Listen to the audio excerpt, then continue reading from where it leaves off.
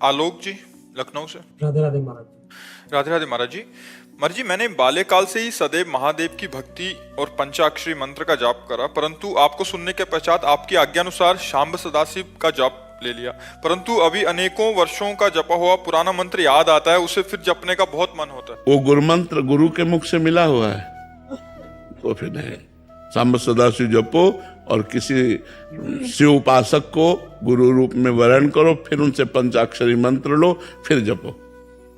हाँ, सिद्धांत से चलो, मनमानी मत करो। नहीं, घर पर रुद्राभिषेक की पूजा हुई तो जो महाराज जी पंडित जी ने कराया, उन्होंने शिवाय जपवाया। हाँ, नहीं, किसी गुरु से मंत्र लो और फिर उच्चारण मत करो। जिंदगी में उच्चारण मत करो, मंत्र से उच्चारण नहीं किए जाते। आजकल ये अविधि है, जो द्वादशाक्षर मंत्र, पंचाक्षर मंत्र, मंत्रों का कहीं उच्चारण होता है? मंत्र तो अंदर ही अंदर जपे जाते हैं, मुख के बाहर उच्चारण नहीं होता। जैसे आप बोल दिए गुरु मंत्र नहीं लिए, इसलिए अगर गुरु मंत्र लिए होते तो अपराध लागू हो जाता। आपने कैसे बोल दिया मंत्र को? मंत्र बोलना जाता है? इनसे पूछो, बुलवाओ इनसे किसी से मंत्र। महामंत्र बोल देंगे, नाम बोल देंगे, लेकिन गुरु मंत्र थोड़ी बोलेंगे जो गुरु मंत्र मिला है। चाहे गला काट दो तो गुरु मंत्र नहीं बोलेंगे।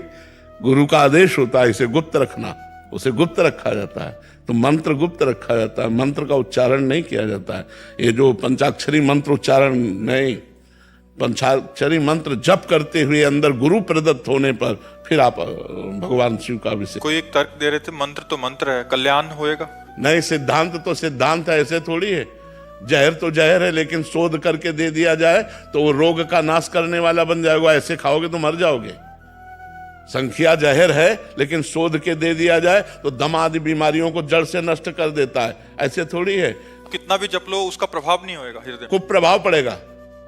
ऐसे थोड़ी मनमानी तुम वैदिक मंत्रों का कीर्तन करो, बोलो कल्याण हो जाएगा।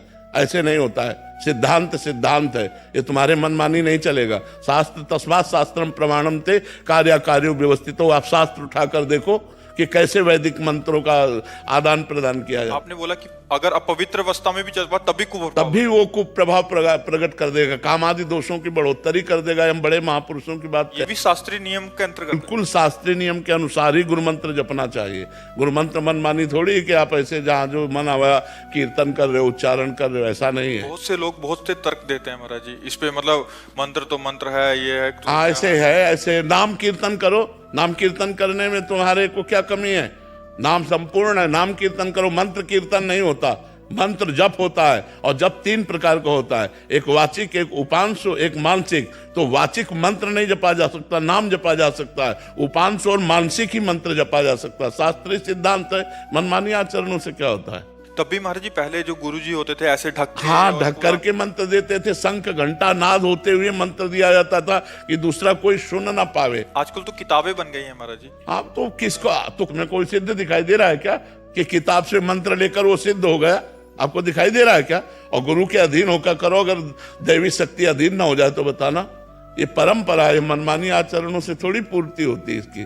विडंबना हो गई 84 जी को लेकर। जी, क्या? जैसे हम कोई भी भगवत कार्य करते हैं तो दास भाव तो तुरंत आ जाता है जी, पर हित 84 जी तो गाना सखी भाव के बिना अपराध जैसा लगता है कि नहीं नहीं नहीं नहीं नहीं, ऐसा नहीं है। हम प्रिया प्रीतम के सुख के लिए गा रहे हैं। जैसे एक चीज होती है कि मेरे अधिकार की, एक होती है आपको पसंद की। तो मैं आपकी पसंद की चीज आपके लिए गा रहा हूं, मेरा उसमें कोई नहीं, मैं आपको सुख देने के लिए गा रहा हूं। तो चतुरासी जी सुनकर प्रिया प्रीतम मुस्कुराते हैं, तो हम उनकी मुस्कुराहट, दास है ना, तो हमें उनकी मुस्कुराहट चाहिए। तो उनकी मुस्कुराहट के लिए उनके वो गीत गाते हैं जो उनको सुख पहुंचाने वाले होते हैं। दास के लिए छोटे मुंह बड़ी बात नहीं हो जाएगी? नहीं नहीं, क्योंकि वो आचार्यों के द्वारा दी गई ना, मैंने रचना थोड़ी की है, वो मेरी थोड़ी रचना है। और दासत्व तो सब में रहता है। जैसे सहचरी भाव है ना, वो भी तो दासत्व रहता है। हरिवंश बलिदासरी, इसमें अभी चूंकि भजन अभी रसमय आया नहीं ना, इसलिए डर लगता है, इसलिए वो बात ले आई है। पर आप गाते रहिए चुपचाप, अर्थ चिंतन मत कीजिए, गाते रहिए और सुनाते रहिए, वो अपने आप आपको सामर्थ्य प्रदान कर देगी। छुट्टी 84 भ्रमंते निरखय जुगल किशोर, निरखय जुगल किशोर भोर और रैन न जाने, पिए रूप रस मत। रूप के रस का रसास्वादन जब होगा तब बात समझ में आएगी। कुछ मन ही न आने, छुट्टी 84 भ्रमण से 84 लाख योनियों से 84 जी मुक्त कर देंगी और प्रिया प्रीतम का साक्षात्कार करा देंगी। तो हम उनको तो ये गान करते हैं जब कि हमारे प्रिया प्रीतम सुनकर मुस्कुरा रहे हैं, बस। क्या उसमें अर्थ है ये हम नहीं देखते। इसका अधिकार तो सहचरी भाव में आएगा। जयप्रकाश त्यागी जी धौलपुर से। दादा वल्लभ श्री हरिवंश महाराज जी। महाराज जी आपके चरणों में कोटि कोटि नमन। गुरुदेव भगवान, मेरा प्रश्न है कि क्या भगवान के श्री चरणों के प्रेम की प्राप्ति तथा भगवान की प्राप्ति दोनों अलग अलग हैं या एक ही हैं? अर्थात क्या भगवान के दर्शन होते ही भगवान के श्री चरणों में प्रेम प्राप्त हो जाता है? बिना प्रेम के दर्शन ही नहीं होते हैं। हरि व्यापक सर्वत्र समाना, प्रेम ते प्रगट होए मैं जाना। जब तक प्रेम नहीं आएगा तब तक भगवान का साक्षात्कार नहीं होता है, और साक्षात्कार होने के बाद तो भगवत स्वरूप ही हो जाता है, वो प्रेम स्वरूप ही हो जाता है। पर प्रेम पहले आता है, फिर भगवान का साक्षात्कार होता है।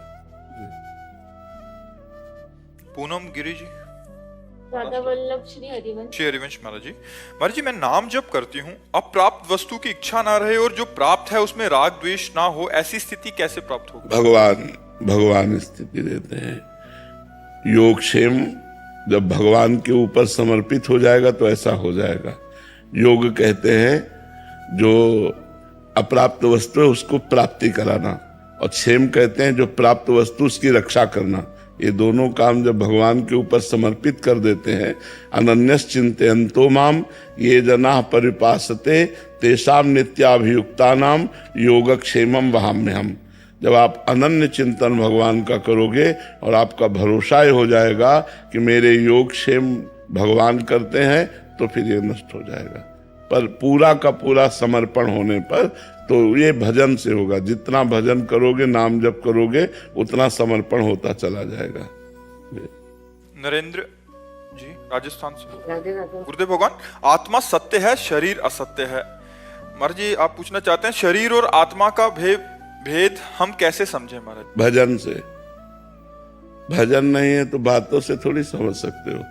तपस्या और भजन के द्वारा पवित्र बुद्धि में जब विवेक का प्रादुर्भाव होता है तो विवेक के द्वारा सत असत का निर्णय होता है।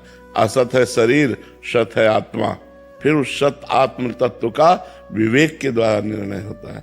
अगर ये असत शरीर से राग हटाना है, सत तत्व को जानना है, तो खूब भजन करो, नाम जप करो, पवित्र भोजन पाओ, अच्छे आचरण करो, शास्त्रों का स्वाध्याय करो, संतों का संग करो, तो ज्ञान प्राप्त हो जाएगा। ज्ञान से ही ये बात जाना जा सकता है कि शरीर मिथ्या है, असत है, और सत्य वस्तु, एक वस्तु, रसमय, आनंदमय, अखंडानंदमय, विज्ञानानंदमय, वो आत्मा है। भगवान सत्य वस्तु आत्मा है, उसका साथ अपन नहीं कर रहे हैं। सब जो जड़ शरीर यही छूटने वाला, उसी के साथ क्यों लगे हुए? यही माया है भगवान की। माया का हम कैसे इनकी पड़ते? मामे वे प्रपद्यन्ते माया में ताम तरंते थे। भगवान कहते हैं जो मेरी शरण में आ गया और मेरा भजन करता है वो माया से मुक्त हो जाता है। साक्षी जी। श्री हरिवंश महाराज जी। महाराज जी, यदि जीव शाश्वत रूप से श्री राधा कृष्ण जी का दास है और स्वभावतः आनंद में है, तो वो सबसे पहले माया के अधीन कैसे हो गया? यदि माया दिव्य को छू, माया होती अपना संकल्प, माया होती अपना संकल्प। अपनी कामना में हम फंस गए। अभी कामना ना करो, कोई माया नहीं है। कामना रहित हो जाओ तो आप ब्रह्म स्वरूप हैं। कामना ही आपके स्वरूप में बाधा है। तो पहली बार जब हमारी कामना हुई देखने की, सुनने की, बोलने की, खाने की, भोगने की, फंस गए हम। अब हम कामना हटाने के लिए तो भजन करते हैं कि हमारी सामने सारी कामनाएं शांत हो जाएं। जहां सकल कामना हीन जे राम भगति रसलीन, वो भगवान की भक्ति में, वो ज्ञान में डूब जाता है, वो आत्मानंद में डूब जाता है। एक कामना ही तो बाधक है। कामना का त्याग कर दो, आज माया खत्म। कामना ही माया, इच्छा ही माया है। जहां इच्छा है वहां माया है, जहां इच्छा नहीं है वहां परमात्मा का अनुभव है। जाहि न चाहिए कबहु कछु, तुम सन सहज स्नेह बसो निरंतर तासुर सो राउर निजगे। जिसे कभी कुछ नहीं चाहिए उसे भगवान से सहज प्रेम हो जाता है, और जिससे भगवान से सहज प्रेम हो जाता है भगवान उसके हृदय में अपने घर की तरह निवास करते हैं।